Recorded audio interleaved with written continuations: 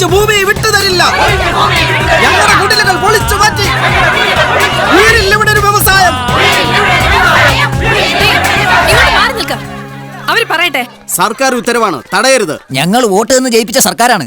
ആ സർക്കാരിനാണോ ഞങ്ങളുടെ കൂരയും കുടിലും ഒക്കെ പൊളിക്കേണ്ടത്? തർക്കിച്ചാൽ ബലം പ്രയോഗിക്കേണ്ടി വരും. സർക്കാർ ഏറ്റെടുത്ത ഭൂമിയിലുള്ളത് എന്തും സർക്കാരിന് പൊളിച്ചു മാറ്റാം. കേറിക്കിടക്കാനുള്ള കൂര പൊളിച്ചിട്ട് ഒരു വ്യവസായവും വേണ്ട. നഷ്ടപരിഹാരം കടലാസിലാ. അത് തന്നിട്ട് മതി ഞങ്ങളുടെ വീടിന്റെ ഒരു കല്ലളക്കാൻ. അതൊന്നും ഞങ്ങൾക്കറിയില്ല. വ്യവസായ വകുപ്പിന് വേണ്ടി അക്വയർ ചെയ്ത ഭൂമിയാണിത്. നിങ്ങൾക്ക് പരാതി ഉണ്ടെങ്കിൽ സർക്കാരിൽ അറിയിക്കണം. ഞങ്ങളെ കല്ല് ചുമന്നും കഷ്ടപ്പെട്ടും രക്തം വെള്ളമാക്കി ഉണ്ടാക്കിയ മുതലായത്. അതിൽ തൊടുന്നതിന് മുമ്പേ ഞങ്ങളെയൊക്കെ കൊല്ലേണ്ടി വരും. കളക്ടറെ, മര്യാദയ്ക്ക് പോലീസിനെയും പട്ടാളത്തിനെയും വിളിച്ചോണ്ട് പൊക്കോണം. നോ, എനിക്കൊന്നും കേൾക്കണ്ട. എനിക്ക് ഉത്തരവ് നടപ്പാക്കിയേ പറ്റൂ. നിങ്ങൾ കേക്കണം കളക്ടറെ, ഇതേ ഞങ്ങളുടെ കൃഷ്ണാടിന്റെ കാലത്ത് തുടങ്ങിയ പ്രശ്നം. നമ്മള് വ്യവസായത്തിനൊന്നും എതിരല്ലെന്ന് ഒഴിഞ്ഞു പോവാനും തയ്യാറാ. പക്ഷെങ്കില് ഞമ്മൾ ആവശ്യപ്പെട്ട ഭൂമി അത് കബൂലാക്കി ആ കടലാസ് ഞമ്മടെ കയ്യിൽ വെച്ച് തരണം. ഇല്ലെങ്കിലേ ആദ്യം ഞമ്മടെ മയ്യത്തെടുക്കേണ്ടി വരും. ഹലോ വിശോട്ടാ.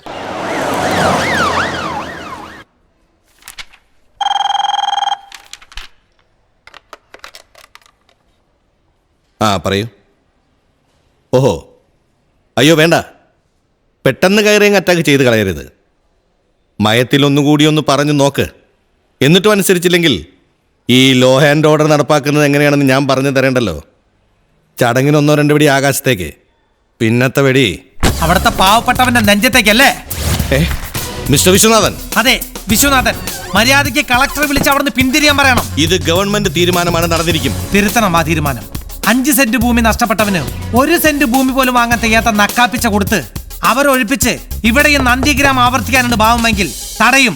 എന്ത് വില കൊടുത്താ തീരുമാനം? എങ്കിൽ രാജിവെച്ച് ഇറങ്ങി പോണം മിനിസ്റ്റർ. എന്നിട്ട് അവരുടെ മുന്നിൽ നിന്ന് കൊടിപിടിക്കേ. രാഷ്ട്രീയ കുലംകുത്തികൾക്ക് പറഞ്ഞിട്ടുള്ളത് തെരുവ. താൻ അവിടെ പോയി ചരച്ചാൽ മതി. റവന്യൂ വകുപ്പ് എനിക്കാണെങ്കിൽ ആ കസേരയിൽ ഞാൻ ഉണ്ടെങ്കിൽ ഒഴിപ്പിക്കാൻ നോട്ടീസ് കൊടുത്ത ഒറ്റ കുടില് പോലും നാളെ തട്ടേക്കാട്ട് കോളനിയിൽ ഉണ്ടാവില്ല.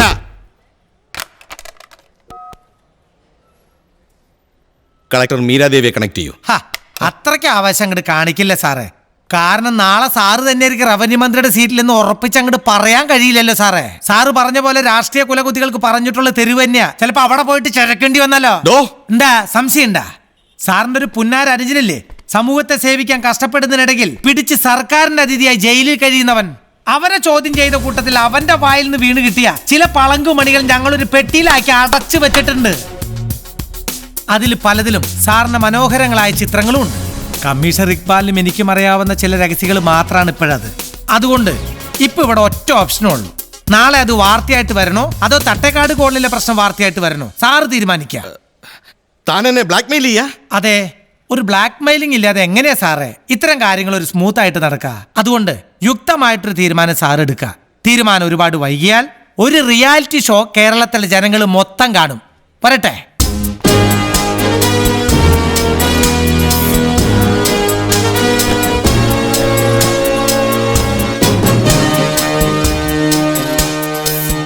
CM-നൊന്ന് കണക്ട് ചെയ്യേ.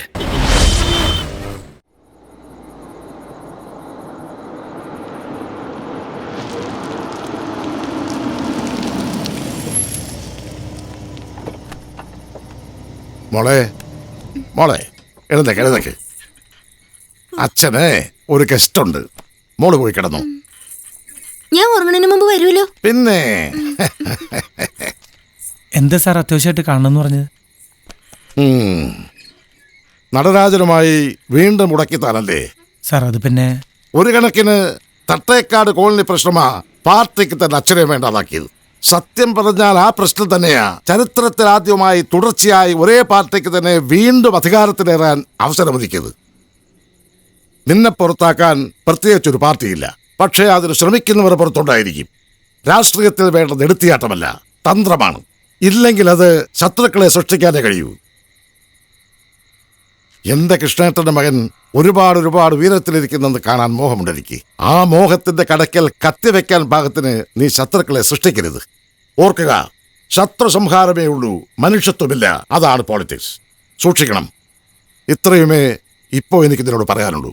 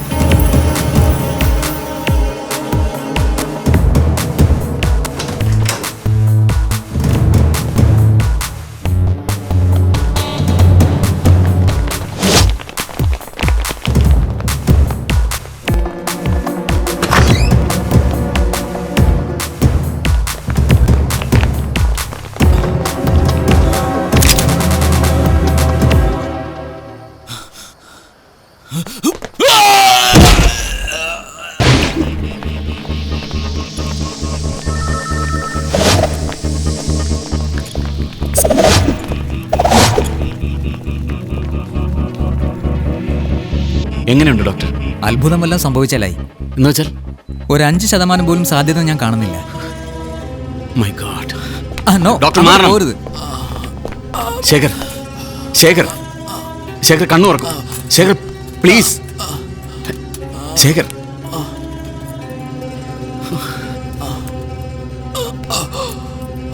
ആഭ്യന്തരമന്ത്രിയെ ആഭ്യന്തരമന്ത്രി ഏതാനും ദിവസങ്ങൾ ശേഖർ, ശേഖർ പറയൂ.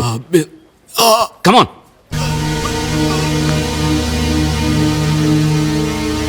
ശേഖർ,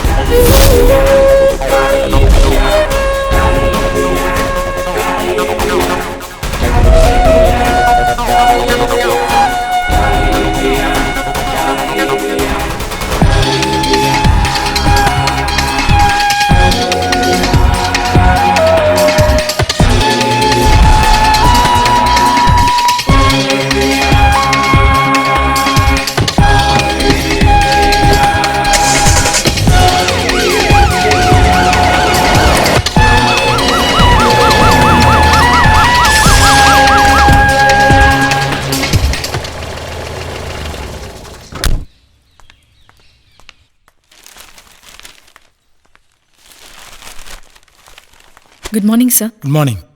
കളക്ടർ ഇരിക്കണം. വിളിപ്പിച്ച കാര്യം പറയാം. സർ, കളക്ടറോട് എനിക്ക് റിക്വസ്റ്റ് ഉണ്ട്. പറയൂ സർ. മറ്റൊന്നല്ല, നമ്മുടെ തട്ടേക്കാട് കോളനിയിൽ ഇഷ്യൂ. അതുമായി ബന്ധപ്പെട്ട ഫയൽ കളക്ടർ മേശപ്പുറത്ത് ഉറങ്ങാൻ തുടങ്ങിയിട്ട് കാലം കുറയായി. അതൊന്ന് പൊടി തട്ടിയെടുക്കണം. മുരുക്കുമുറി ചേത്തുമ്പള്ളയ്ക്കടുത്ത് സർക്കാരിന്റെ കൈവശമുള്ള 66 ഏക്കർ സ്ഥലം, അതാണ് അവർ ആവശ്യപ്പെടുന്നത്. ഒപ്പം മാന്യമായ നഷ്ടപരിഹാരവും. അതൊരു ന്യായമല്ലേ? സർ, അതുകൊണ്ട് അതവർക്ക് കൊടുത്തെന്നുള്ള ഉത്തരവിട്ട് ആ ഫയൽ അങ്ങ് ക്ലോസ് ചെയ്യണം. But sir. No, it's in order. നാളത്തെ പത്രങ്ങളിൽ ആ വാർത്ത വരണമെന്ന് എനിക്ക് നിർബന്ധമുണ്ട്. എന്തു പറയുന്നു? പക്ഷേ സർ, അത് പൊളിച്ചു നീക്കാനാണ്. അതെ, അതിനവർക്ക് എതിർപ്പില്ല. അവർക്ക് ഇഷ്ടപ്പെട്ട സ്ഥലങ്ങളിലേക്ക് അവരെ മാറ്റണമെന്നുള്ളൂ. അതിലൂടെ ഒരു പറ്റം പാവം മനുഷ്യരുടെ കാലങ്ങളായുള്ള കണ്ണീരിനൊരു മോചനം. ഒപ്പം അവിടെ തുടങ്ങാനിരിക്കുന്ന വ്യവസായത്തിന് തടസ്സങ്ങളില്ലാത്തൊരു വഴി. അതിന്റെ പിന്നിൽ എന്ത് വിപ്ലവം ഉണ്ടായാലും കളക്ടർ പേടിക്കണ്ട. കൂടെ ഉണ്ടാവും ഈ മിനിസ്റ്റർ വിശ്വനാഥൻ.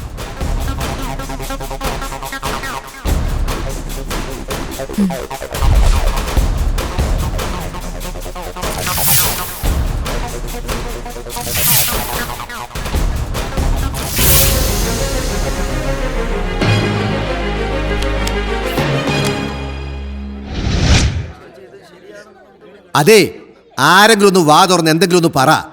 ഒരുത്തൻ തന്നിഷ്ടപ്രകാരം കാണിച്ച തോന്നിവാസം അച്ചടിച്ചു വന്ന പത്രത്തിലെ അക്ഷരങ്ങളുടെ ചന്തം നോക്കാനാണോ അടിയന്തരമായി നമ്മളോട് കൂടിയത്? ഇനി എന്തിനാണ് നടരാജൻ സാറേ മന്ത്രിയാണെന്ന് പറഞ്ഞിരിക്കുന്നത്?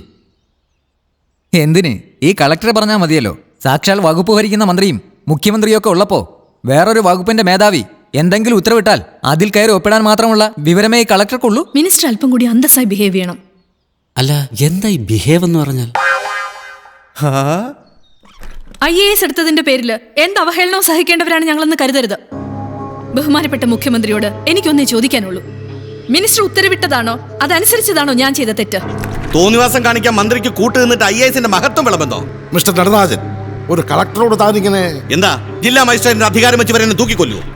ഒറ്റ ഫോൺ കോൾ, ഗവൺമെന്റ് സെക്രട്ടറി വിളിച്ചൊരു വാക്ക്, അത്രയെങ്കിലും ചെയ്യാമായിരുന്നില്ല ഇവർക്ക്? ഇല്ലെങ്കിൽ CM പറ, ഈ നെറുകെട്ട നടപടിക്കെതിരെ എന്ത് മറുപടിയാണ് പറയാനുള്ളത്? കൃത്യമായ ഒരു ഉത്തരം കാണില്ല CM-ന്. അവൻ അധികാരത്തിൽ കയറി അന്നു മുതൽ ഒരു തരം മൗനവ്രതമാ. ഇനിയിപ്പോ മുഖ്യമന്ത്രിയും അയാളും ചേർന്ന് നടത്തിയ ഒത്തുകളിയല്ലെന്ന് ആര് കണ്ടു? വാക്കുകൾ സൂക്ഷിച്ചുപയോഗിക്കണം. ഞാൻ അറിഞ്ഞുകൊണ്ട് എന്തെങ്കിലും ഒരു കാര്യം ഇവിടെ നടന്നിട്ടുണ്ടെങ്കിൽ അത് തുറന്നു പറയാനും ഏറ്റെടുക്കാനുമുള്ള ആർജവും നട്ടല്ലുമുണ്ട് എനിക്ക്. എങ്കിൽ തെളിയിക്ക്. ഈ വാർത്തയും ഉത്തരവും പുറത്തു വന്നതിന്റെ കാരണക്കാരനായ ഈ മന്ത്രിസഭയും ഭരണത്തെയും വെല്ലുവിളിച്ച വിശ്വനാഥിനെതിരെ നടപടി എടുക്ക്. അങ്ങനെ തെളിയിക്കണം CM ആർജോ ആണത്തും. എന്റെ നടരാജൻ സാറേ, നിങ്ങൾ എന്തോന്നായി പറയുന്നത്? അയാൾക്കെതിരെ നടപടിയെടുത്താലേ അയാൾ പിന്തുണ പിൻവലിക്കും. ഒരു കണക്കിന് നോക്കിയാലേ ഇങ്ങനെ പോരടിക്കുന്ന മന്ത്രിസഭയുമായി മുന്നോട്ട് പോകാതിരിക്കുന്നതാ ഭേദം. ഇല്ല, അധികാരത്തിലേറിയിട്ടുണ്ടെങ്കിൽ 5 വർഷം തികച്ചിട്ടേ ഇറങ്ങൂ. അതിനുവേണ്ടി അവൻ മത്സരിച്ച മണ്ഡലത്തിൽ ഒരു ബൈ ഇലക്ഷൻ വേണ്ടി വന്നാൽ പോലും. മിസ്റ്റർ നടരാജൻ,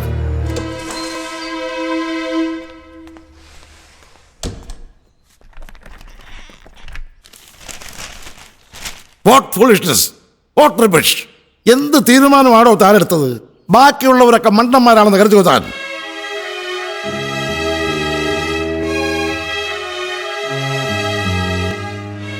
എന്താ തനിക്കൊന്നും പറയാനില്ലേ? താൻ ഒറ്റയ്ക്കങ്ങ് ഭരിക്കാമെന്ന് കരുതിയോ? താൻ എന്തിനാണോ അവരെ നോക്കുന്നത്? അവരെ പ്രതിയാക്കി തിരക്ക് രക്ഷപ്പെടാമെന്നാണോ? No, impossible. സർ, ഇതിന്റെ പേരിൽ പഴി കേൾക്കാനും എന്നെ ബലിയാടാക്കാനുമാണ് തീരുമാനമെങ്കിൽ എനിക്ക് എല്ലാ മാധ്യമങ്ങളോട് തുറന്നു പറഞ്ഞ് റിസൈൻ ചെയ്യേണ്ടി വരും. നിങ്ങൾ ഇന്ന് രാജിവെക്കണം. ഉത്തരവിട്ടത് ഞാനല്ലേ? അതിന്റെ പേരിൽ ഞാൻ രാജിവെക്കണോ? തയ്യാറാണ് ഞാൻ. മറ്റൊന്നും എനിക്ക് പറയാനില്ലേ സാർ. അല്ല, മന്ത്രിസ്ഥാനത്ത് നിന്നോ മുന്നണിയിൽ നിന്നോ ഈ രാജ്യസന്നദ്ധത? പേടിയുണ്ടല്ലേ? എങ്കിൽ കേട്ടോ, ഞാൻ രാജിവെക്കുന്നുവെങ്കിൽ അത് മന്ത്രിസ്ഥാനത്ത് മാത്രമായിരിക്കില്ല, പക്ഷേ അത് ആവശ്യപ്പെടണം. അയ്യോ, ആരെങ്കിലും അവന്റെ കാലൊന്ന് പിടിക്ക്, അല്ലെങ്കിൽ മന്ത്രിസഭ താഴെ വീഴും. CM എന്തെങ്കിലും പറയാനുണ്ടോ? അയാൾ പറഞ്ഞത് നിങ്ങൾ എല്ലാവരും കേട്ടില്ലേ? ഇനി നിങ്ങൾ തന്നെ തീരുമാനിക്കുക. ഈ മന്ത്രിസഭയുടെ ഭാവിയാണോ വേണ്ടത്, അതോ വിശ്വനാഥന്റെ രാജിയാണോ വേണ്ടതെന്ന്? സർ, എന്താ സംഭവിച്ചത്? അറിയില്ല, എനിക്കൊന്നും അറിയില്ല ഇക്ബാലെ. പക്ഷെ എനിക്കിവിടെ സമ്മതിക്കേണ്ടി വന്നു. കളക്ടറെ കൊണ്ട് ഉത്തരവിടിപ്പിച്ച് ഞാൻ തന്നെയാണെന്ന്. വന്നവൻ ആരായാലും രൂപസാദൃശ്യത്തിൽ ഒരു മുടിയുടെ വ്യത്യാസമില്ലാത്തവനാണെന്ന് കളക്ടർ മീരാദേവിയുടെ കണ്ണുകളിൽ നിന്ന് എനിക്ക് വായിക്കാമായിരുന്നു. സാറിനെ പോലൊരുത്തൻ സാറിന്റെ ജോലി, അതും കളക്ടറെ പോലും തെറ്റിദ്ധരിപ്പിക്കാന്ന് വെച്ചാൽ എനിക്ക് വിശ്വസിക്കാൻ പറ്റുന്നില്ല. വിശ്വസിക്കണം. ഹോം മിനിസ്റ്റർ വിശ്വനാഥൻ, ഈ ഞാൻ നെല്ലിയാമ്പതി ഗസ്റ്റ് ഹൗസിൽ പോയിട്ടില്ല, കളക്ടർ മീരാദേവിയെ കണ്ടിട്ടുമില്ല. ഇനി ഞാനത് തന്നെയും പറഞ്ഞ് വിശ്വസിപ്പിക്കണോ?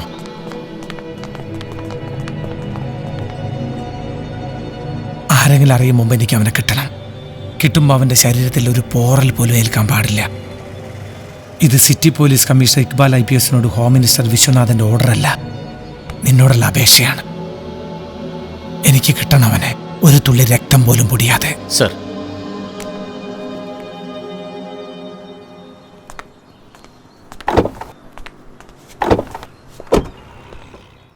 ഒന്ന് വേഗം ശരിയാക്ക്. എന്താ ഇത്? ഇതെന്താണെന്ന് ഒരു പിടിയും കിട്ടുന്നില്ല. ഒന്ന് വേഗം ആവട്ടെ. 10 മണിക്ക് ചെന്നില്ലേ പണി കാണത്തില്ല, മനസ്സിലായോ?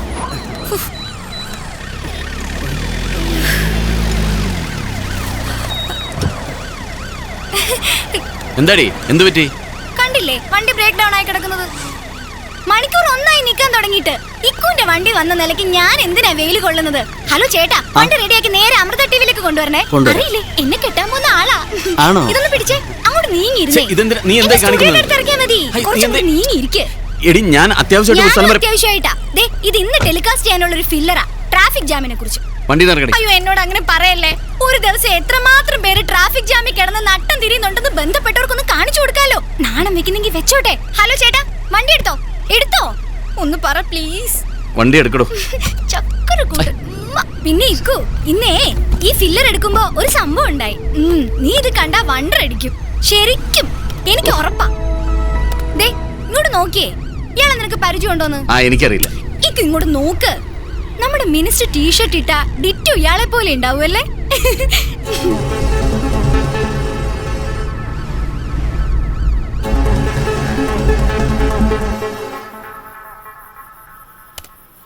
ഈ റാസ്കലിനെ ഇപ്പൊ തന്നെ പൊക്കണം. എല്ലാ സ്റ്റേഷനിലും ഇൻഫോം ചെയ്യാം. നോ, തൽക്കാലം ഇത് പുറത്താരും അറിയരുത്. ആരെങ്കിലും ഇത് അറിഞ്ഞാൽ മന്ത്രിസഭാ യോഗത്തിൽ ഞാൻ ഏറ്റെടുത്തതും അടിവരയിട്ട് പറഞ്ഞതിനുമെല്ലാം ഉത്തരം നൽകേണ്ടി വരും. സാർ? അതെ, എൻ്റെ രൂപസാദൃശ്യം ഉപയോഗിച്ച് ഫലത്തിൽ എനിക്ക് ഇമേജ് ഉണ്ടാക്കി തരാനോ എനിക്ക് ശത്രുക്കളെ സമ്മാനിക്കാനോ മാത്രമായിരിക്കില്ല അവൻ്റെ അവതാരം. ലക്ഷ്യങ്ങൾ വേറെയും ഉണ്ടായിരിക്കും. സാർ, ഒരു മിനിസ്റ്ററുടെ അധികാര പരിധിയിലാണ് അവൻ കയറി കളിച്ചത്. It's to dangerous. സാറിൻ്റെ മനസ്സറിഞ്ഞുകൊണ്ട് തന്നെ ആവണം അവൻ്റെ പ്ലേ. ഇല്ലെങ്കിൽ ഇത്ര കൃത്യമായ ഇഷ്യൂ തന്നെ അവൻ തിരഞ്ഞെടുക്കില്ലായിരുന്നു. അതാണ് എനിക്ക് മനസ്സിലാകാത്തത്. Sir, say this. ഇതൊരു വെൽ പ്ലാൻഡ് പ്ലേ ആണെന്നതിനുള്ള തെളിവാണിത്. മിനിസ്റ്ററുടെ ഒഫീഷ്യൽ അഡ്രസ്സിൽ നിന്നുമാണ് കളക്ടർക്ക് ഈ മെസ്സേജ് പോയിരിക്കുന്നതും നെല്ലിയാമ്പതി ഗസ്റ്റ് ഹൗസിൽ അപ്പോയിൻമെൻറ്റ് ഫിക്സ് ചെയ്തിരിക്കുന്നത്. കോൺഫിഡൻഷ്യൽ മാറ്റർ എന്ന് പ്രത്യേകം ടൈപ്പ് ചെയ്തിട്ടാണ് മെസ്സേജ് അയച്ചിരിക്കുന്നത്. പെട്ടെന്ന് കണ്ടുപിടിക്കാൻ കഴിയില്ലെങ്കിലും ആരുടെയൊക്കെയോ ഔദ്യോഗിക കാര്യങ്ങൾ ഇതിൻ്റെ പിന്നിലുണ്ട് സർ. സാർ, ഒരു പരിധിക്കപ്പുറം ഈ മാറ്റർ രഹസ്യമാക്കി വെച്ചുകൊണ്ട് ഒരു നീക്കവും നടത്താൻ ഡിപ്പാർട്ട്മെന്റിന് കഴിയില്ല. നോ, ഡിപ്പാർട്ട്മെന്റിന് കഴിയില്ലെങ്കിൽ അത് നിങ്ങൾക്ക് കഴിയണം. മിസ്റ്റർ ഇക്ബാൽ, എനിക്കറിയണം എന്തിനു വേണ്ടി അവൻ അങ്ങനെ ചെയ്തു. ഇതിനുള്ള മറുപടി അവന്റെ നെഞ്ചിലോ തലച്ചോറിലോ ഉണ്ടെങ്കിൽ ഒരു തുള്ളി ചോര പോലും പൊടിയാതെ കീറി പുറത്തെടുക്കും ഞാൻ. അതുവരെ നമ്മളല്ലാതെ ഈ രഹസ്യം മറ്റാരും അറിയില്ല.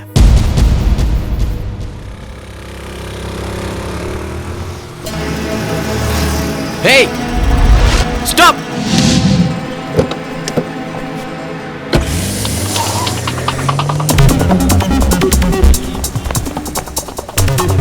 പോലീസ്!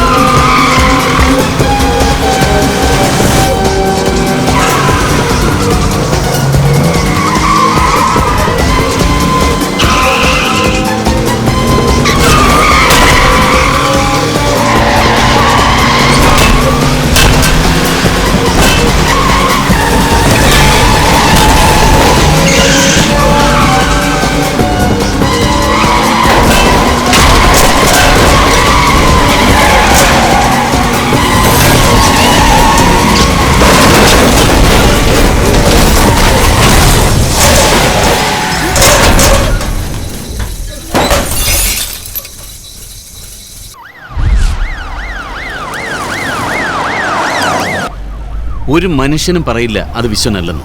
അത്രയ്ക്ക് സാമ്യമുണ്ട്. വെറുതെ അല്ല കളക്ടർക്ക് തെറ്റിയത്. എനിക്കൊന്ന് കാണണമല്ലോ അവനെ. ഇപ്പൊ വെന്റിലേറ്ററില്ല. 1% പോലും ഹോപ്പ് ഇല്ലെന്നാണ് ഡോക്ടർ പറഞ്ഞത്. മാത്രമല്ല, വിശ്വ ഇപ്പൊ അവനെ കാണാൻ ചെന്നാൽ അതൊരു വാർത്തയാവും. പക്ഷെ എനിക്ക് അവൻ എന്റെ ശത്രുവാണെന്ന് വിശ്വസിക്കാനേ കഴിയുന്നില്ല. കെണിയിൽ വീണത് പുലിയാണോ പൂച്ചയാണോ എന്നറിയാതെ നമുക്കൊന്നും തീർത്ത് പറയാൻ പറ്റില്ല. ഇപ്പോഴവന്റെ ജീവൻ രക്ഷിക്കാണ് വേണ്ടത്. ഏതു വിധത്തിലും അവൻ ജീവിച്ചിരിക്കണം എന്നെന്റെ മനസ്സ് പറയുന്നു.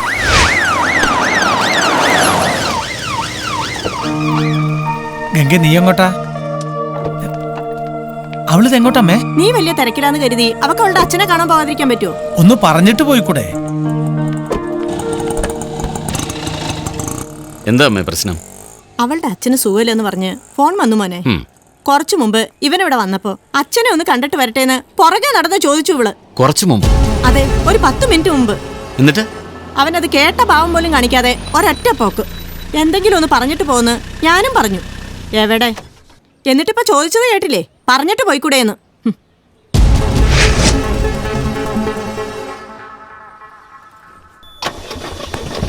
വേം വിട്.